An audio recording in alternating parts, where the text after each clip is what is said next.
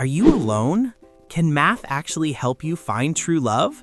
Most people think love is pure chaos, but probability theory gives you a strict strategy to find the perfect partner.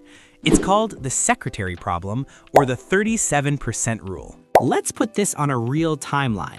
Imagine you start dating at age 15 and you want to settle down by age 35.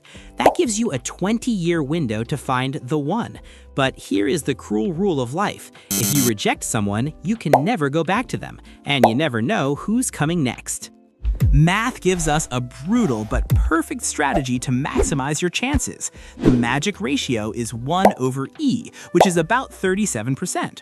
The rule says you must reject everyone you date in the first 37% of your dating window. That is the first 7.4 years.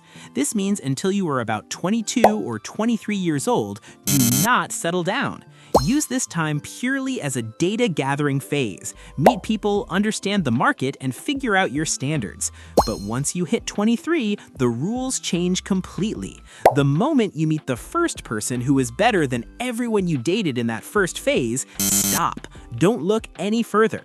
Choose them. Mathematically, they are your absolute highest probability of true love. Of course, like any mathematical model, this has its risks.